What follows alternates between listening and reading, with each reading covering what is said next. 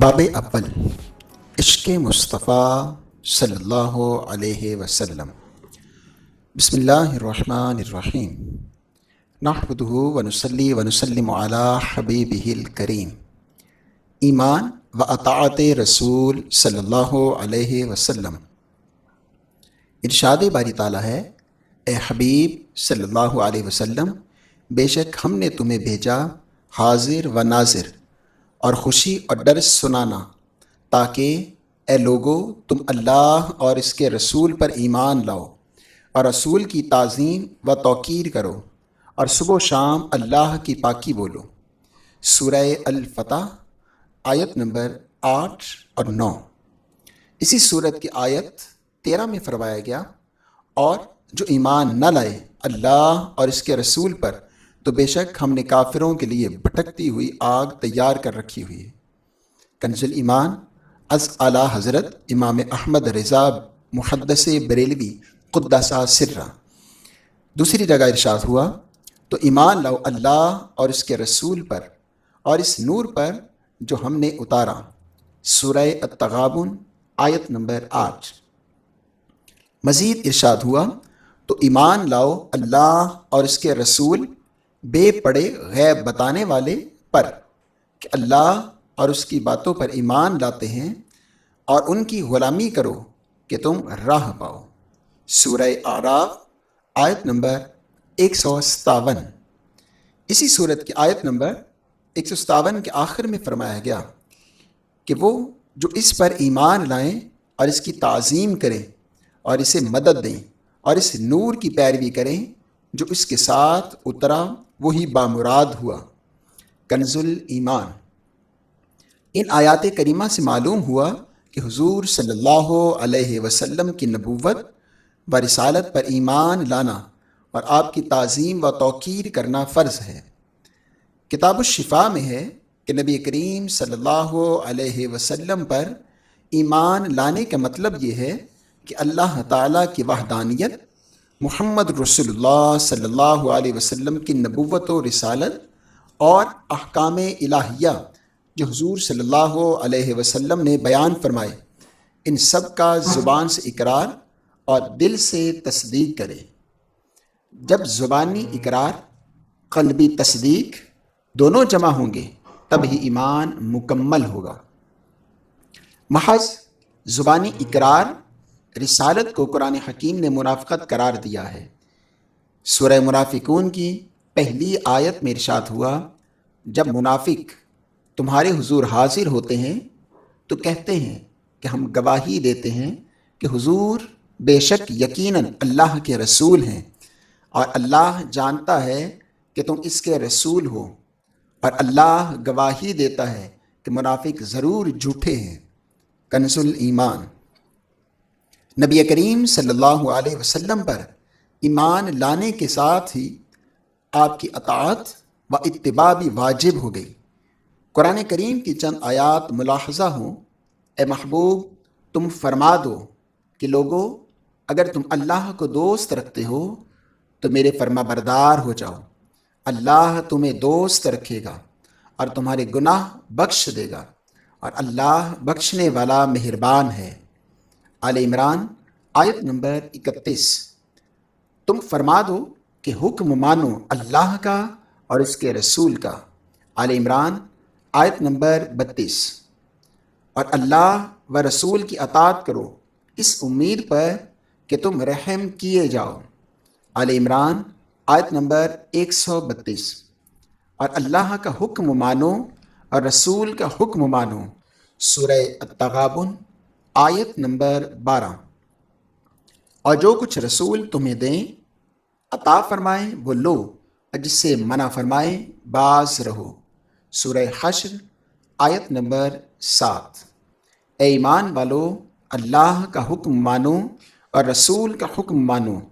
سورہ محمد صلی اللہ علیہ وسلم آیت نمبر 33۔ اور جو اللہ اور اس کے رسول کا حکم مانے اللہ اسے باغوں میں لے جائے گا۔ سورہ الفتح آیت نمبر 17۔ اور اگر تم رسول کی فرما برداری کرو گے راہ پاؤ گے۔ سورہ النور آیت نمبر 54۔ اور جو حکم نہ مانے اللہ اور اس کے رسول کا وہ بے شک صریح گمراہی میں بہکا۔ سورہ الاحزاب آیت نمبر 36۔ اور ہم نے کوئی رسول نہ بھیجا مگر اس لیے کہ اللہ کے حکم سے اس کی اطاعت کی جائے۔ سورہ النساء آیت نمبر 64۔ تو اے محبوب تمہارے رب کی قسم وہ مسلمان نہ ہوں گے جب تک اپنے آپس کے جھگڑے میں تمہیں حاکم نہ بنائیں، پھر جو کچھ تم فرما دو اپنے دلوں میں اس سے رکاوٹ نہ پائیں اور جی سے مان لیں۔ سورہ النساء آیت نمبر 65۔ اے ایمان والو اللہ اور اس کے رسول کا حکم مانو۔ سورہ انفال آیت نمبر 20۔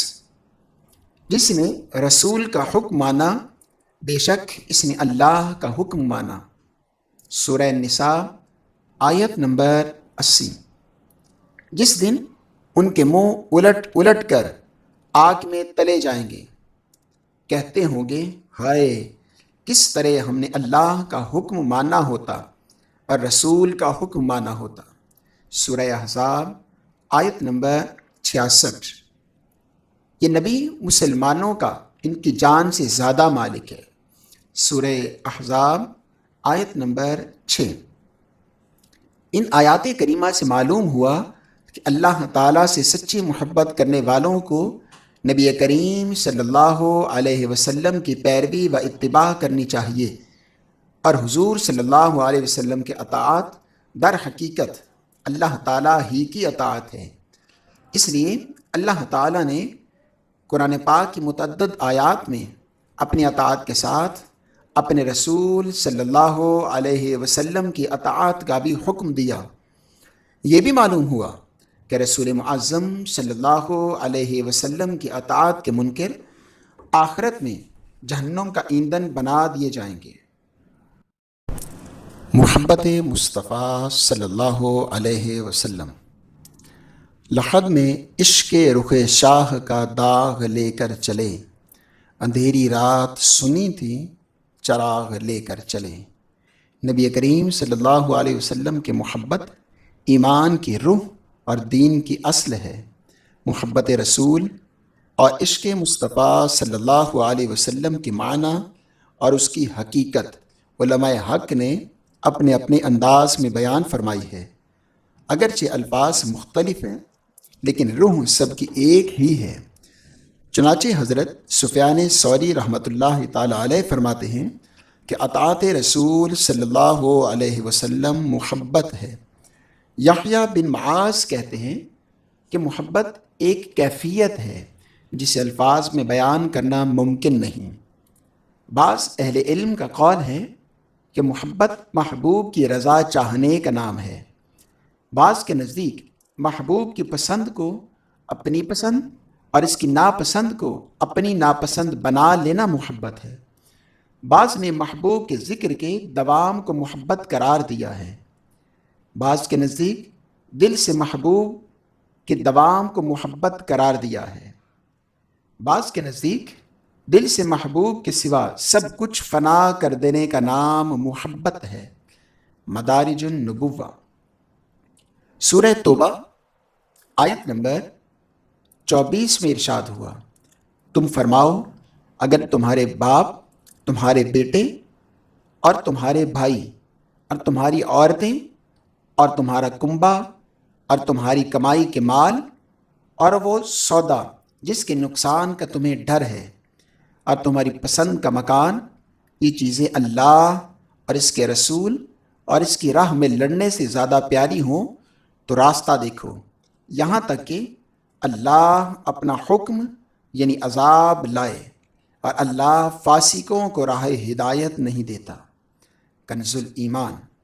اس آیہ کریمہ سے ثابت ہوا کہ ہر مسلمان پر تمام چیزوں سے زیادہ اللہ عز و جل اور رسول معظم صلی اللہ علیہ وسلم کی محبت لازم ہے۔ اسی حوالے سے چند احادیث مبارکہ ملاحظہ فرمائیں۔ حضرت انس رضی اللہ تعالی عنہ سے روایت ہے کہ نور مجسم صلی اللہ علیہ وسلم نے فرمایا تم میں سے کوئی بھی مومن نہیں ہو سکتا جب تک کہ میں اسے، اس کے والد، اس کی اولاد اور سب لوگوں سے زیادہ پیارا نہ ہو جاؤں۔ بخاری اور مسلم۔ ایک مرتبہ حضرت عمر رضی اللہ تعالی عنہ نے بارگاہ نبوی میں عرض کی، یا رسول اللہ صلی اللہ علیہ وسلم، بے شک آپ مجھے میری جان کے سوا ہر شے سے زیادہ محبوب ہیں۔ آپ صلی اللہ علیہ وسلم نے فرمایا تم میں سے کوئی بھی ہرگز اس وقت تک کامل مومن نہیں ہو سکتا جب تک کہ میں اس کے نزدیک اس کی جان سے بھی زیادہ پیارا نہ ہو جاؤں۔ آپ کا یہ فرمان سن کر حضرت عمر رضی اللہ تعالی عنہ کے دل میں محبت کی یہ منزل بھی اتر آئی۔ عرض کی، قسم ہے اس ذات کی جس نے آپ پر کتاب نازل فرمائی، بے شک آپ مجھے میری جان سے بھی زیادہ محبوب ہیں۔ حضور صلی اللہ علیہ وسلم نے فرمایا، اے عمر، اب تمہارا ایمان کامل ہو گیا۔ بخاری۔ جان ہے عشق مصطفیٰ، روز فضوں کرے خدا، جس کو ہو درد کا مزہ ناز دوا اٹھائے کیوں۔ محبت رسول صلی اللہ علیہ وسلم ایمان کی حلاوت عطا کرتی ہے، قوت محرکہ کے طور پر اطاعت رسول صلی اللہ علیہ وسلم کی طرف مائل کرتی ہے۔ یہ قرب باری تعالیٰ اور روحانیت میں ترقی کا باعث بھی ہے، اور آخرت میں آقا و مولا صلی اللہ علیہ وسلم کی رفاقت و معیت حاصل ہونے کا اہم وسیلہ بھی۔ حضرت انس رضی اللہ تعالی عنہ سے روایت ہے کہ ایک شخص نے بارگاہ اقدس میں عرض کی، یا رسول اللہ صلی اللہ علیہ وسلم، قیامت کب آئے گی؟ فرمایا، قیامت کے لیے تو نے کیا تیاری کی ہے؟ اس نے عرض کی، نہ بہت سی نمازیں جمع کی ہیں، نہ روزے، نہ ہی صدقات، لیکن اتنا ضرور ہے کہ میں اللہ تعالیٰ اور اس کے رسول صلی اللہ علیہ وسلم سے محبت کرتا ہوں۔ آپ نے فرمایا، پھر تو قیامت میں انہی کے ساتھ ہوگا جن سے محبت رکھتا ہے۔ بخاری۔ اے عشق تیرے صدقے جلنے سے چھٹے سستے، جو آگ بجھا دے گی وہ آگ لگائی ہے۔ حضرت عائشہ صدیقہ رضی اللہ تعالی عنہا فرماتی ہیں کہ ایک شخص نے خدمت اقدس میں عرض کی، یا رسول اللہ صلی اللہ علیہ وسلم، بے شک آپ مجھے میری جان اور اولاد سے بھی زیادہ محبوب ہیں۔ جب میں گھر میں ہوتا ہوں اور آپ کی یاد آتی ہے تو جب تک میں خدمت اقدس میں حاضر ہو کر آپ کا دیدار نہیں کر لیتا مجھے صبر نہیں آتا۔ جب میں موت کو یاد کرتا ہوں تو میں یقین کرتا ہوں کہ آپ تو جنت میں انبیاء کرام کے ساتھ اعلیٰ درجے میں ہوں گے اور میں جنت میں نہ جانے کہاں ہوں گا۔ مجھے ڈر ہے کہ میں آپ کو نہ دیکھ سکوں گا۔ وہ یہ عرض کر رہا تھا کہ جبریل علیہ السلام یہ آیت سورہ نساء کی 69 لے کر نازل ہوئے۔ ترجمہ: اور جو اللہ اور اس کے رسول کا حکم مانے تو اسے ان کا ساتھ ملے گا جس پر اللہ نے فضل کیا، یعنی انبیاء، صدیقین، شہداء اور نیک لوگ، اور یہ کیا ہی اچھے ساتھی ہیں۔ عبرانی میں ابو نعیم نے اس کو ذکر کیا، خاک ہو کر عشق میں آرام سے سونا ملا، جان کی اکثیر ہے الفت رسول اللہ کی۔ سیدنا ابو بکر صدیق رضی اللہ تعالی عنہ عرض کرتے ہیں، یا رسول اللہ صلی اللہ علیہ وسلم، خدا کی قسم، میرے والد کے ایمان لانے کے مقابلے میں ابو طالب کے ایمان لانے سے میری آنکھوں کو زیادہ ٹھنڈک اور روشنی پہنچاتا، کیونکہ ابو طالب کے ایمان لانے سے آپ کی آنکھوں کو ٹھنڈک ہوتی۔ مدارج النبوہ۔ سیدنا علی کرم اللہ وجہہ کا ارشاد ہے کہ آقا و مولا صلی اللہ علیہ وسلم مجھے اپنی جان، مال، والدین اور اولاد سے زیادہ محبوب ہیں۔ کتاب الشفا۔ صحابہ کرام علیہم الرضوان اپنے آقا و مولا کی تعظیم و محبت میں اپنا سب کچھ حتیٰ کہ جان قربان کرنے سے بھی دریغ نہ کرتے۔ وہ ایمان افروز واقعات اختصار کے ساتھ پیش خدمت ہیں۔ سیدنا ابوبکر صدیق رضی اللہ تعالیٰ عنہ جب ہجرت کی رات حضور صلی اللہ علیہ وسلم کے ساتھ غار ثور پہنچے تو پہلے آپ غار میں داخل ہوئے، صفائی کی، جو سوراخ نظر آئے انہیں اپنے بدن کے کپڑے پھاڑ کر بند کیا، اور 2 سوراخ بند کرنے کے لیے کوئی چیز نہ ملی تو ان پر اپنی ایڑیاں لگا دیں۔ پھر آقا صلی اللہ علیہ وسلم غار میں تشریف لے گئے اور آپ کے زانوؤں پر سر رکھ کر آرام فرمانے لگے۔ اسی دوران سوراخ کے اندر سے سانپ نے آپ کے پاؤں پر کاٹ لیا۔ آپ حضور کے آرام کا خیال کرتے ہوئے ساکن بیٹھے رہے، لیکن سانپ کے زہر کی انتہائی تکلیف کے باعث آنکھوں سے آنسو نکل پڑے جو حضور صلی اللہ علیہ وسلم کے چہرہ اقدس پر گرے۔ حضور بیدار ہوئے اور آپ کا حال دریافت فرمایا۔ آپ نے سارا واقعہ عرض کیا۔ آقا صلی اللہ علیہ وسلم نے آپ کے زخم پر اپنا لعاب دہن لگایا تو فوراً آرام آ گیا، مگر آپ کے انتقال کے وقت یہی زہر لوٹ آیا اور اسی کے اثر سے آپ کی شہادت ہوئی۔ مشکات۔ غزوہ خیبر سے واپسی پر مقام صحابہ میں رسول معظم صلی اللہ علیہ وسلم نے نماز عصر کے بعد حضرت علی کرم اللہ وجہہ کے زانوں پر سر مبارک رکھ کر آرام فرمایا۔ آپ پر وحی نازل ہو رہی تھی۔ سیدنا علی رضی اللہ تعالی عنہ نے عصر کی نماز نہ پڑھی تھی، مگر آپ نے آقا صلی اللہ علیہ وسلم کو بیدار نہ کیا یہاں تک کہ سورج غروب ہو گیا۔ جب آقا صلی اللہ علیہ وسلم نے چشمان کرم کھولیں تو مولا علی نے اپنی نماز کا حال در عرض کیا۔ حبیب کبریا صلی اللہ علیہ وسلم نے بارگاہ الہی میں دعا کی، الہی علی تیری اور تیرے رسول کی فرما برداری میں تھے، اس لیے ان کے لیے سورج کو لوٹا دے۔ آپ صلی اللہ علیہ وسلم کی دعا سے ڈوبا ہوا سورج پھر نکل آیا۔ اس حدیث پاک کو امام قاضی ایاز مالکی نے کتاب الشفا میں، امام طحاوی نے مشکل الآثار میں روایت کیا ہے۔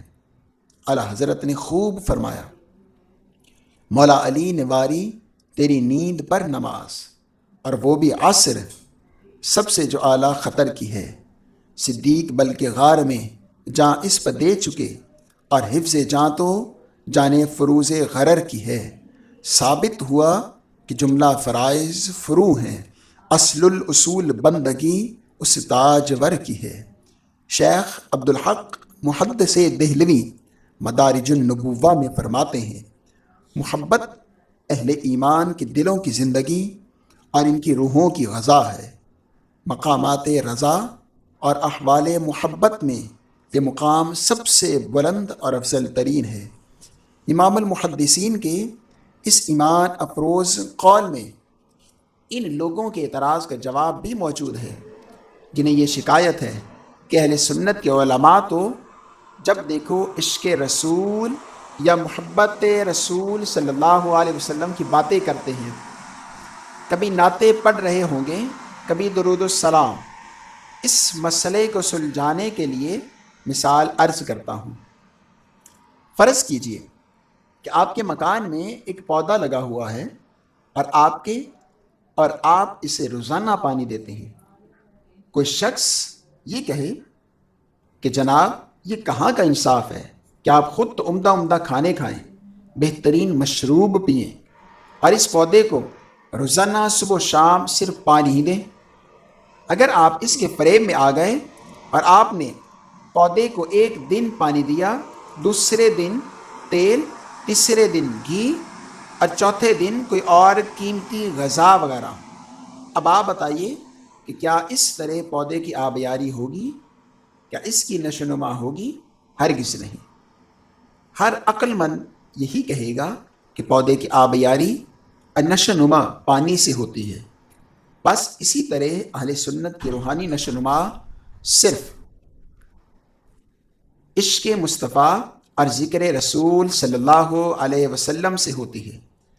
مغز قرآن روح ایمان جان دی، ہست حب رحمت للعالمین۔ مغز قرآن روح ایمان جان دیں، ہست حب رحمت للعالمین۔ ارشاد باری تعالیٰ ہو، سن لو اللہ کی یاد ہی میں دلوں کا چین ہے۔ سورہ رعد کی آیت نمبر 28۔ حدیث قدسی میں رب تعالیٰ کا ارشاد ہے، اے حبیب صلی اللہ علیہ وسلم، میں نے ایمان کا مکمل ہونا اس بات پہ موقوف کر دیا کہ میرے ذکر کے ساتھ تمہارا ذکر بھی ہو، اور میں نے تمہارے ذکر کو اپنا ذکر قرار دے دیا ہے، بس جس نے تمہارا ذکر کیا اس نے میرا ذکر کیا۔ کتاب الشفا۔ ثابت ہوا ذکر مصطفیٰ صلی اللہ علیہ وسلم سے دل کو سکون، روح کو تازگی نصیب ہوتی ہے۔ یہی بات امام المحدثین نے مدارج النبوہ میں فرمائی۔ اسی حقیقت کو امام یوسف نبہانی نے انوار محمدیہ میں یوں بیان کیا، جاننا چاہیے کہ سرکار دو عالم صلی اللہ علیہ وسلم کی محبت کی تمنا ہر چاہنے والے کے دل میں پائی جاتی ہے۔ یہ وہ اعلیٰ مقام ہے جس کی طرف عابدوں کی نگاہیں لگی رہتی ہیں، اور جس کے لیے عشاق اپنے آپ کو فنا کر دیتے ہیں، اور جس کی روح پر ہوا کے جھونکے عابدوں کو تر و تازہ کر دیتے ہیں۔ محبت رسول صلی اللہ علیہ وسلم دلوں کی قوت، روحوں کی غذا اور آنکھوں کی ٹھنڈک ہے، اور یہ ایک ایسا نور ہے کہ جو اسے حاصل نہ کر سکا اس کا شمار مردوں میں ہوگا، اور یہ ایک ایسی زندگی ہے کہ جو اسے حاصل نہ کر سکا وہ اندھیروں کی گہرائیوں میں ڈوب گیا۔ پس رسول معظم صلی اللہ علیہ وسلم کی محبت ایمان، اعمال، باطنی احوال اور روحانی مقامات کی روح ہے۔ در دل مسلم مقام مصطفیٰ است، ابروئے ماں ز نام مصطفیٰ است۔ امام قاضی عیاض مالکی قدس سرہ کتاب الشفا میں، اور امام المحدثین شیخ عبدالحق محدث دہلوی قدس سرہ مدارج النبوہ میں فرماتے ہیں کہ کسی سے محبت و عشق ہو جانے کی 3 بڑی وجوہات ہوتی ہیں۔ اول، اس کا حسن و جمال کی طبیعت فطری طور پر حسین و جمیل اور خوبصورت چیزوں کی طرف مائل ہوتی ہے۔ دوم، اس کا حسن اخلاق کی طبیعت فطری طور پر اچھی سیرت و اخلاق والے صاحب کمالات اور متقی و صالحین وغیرہ کی طرف مائل ہوتی ہے۔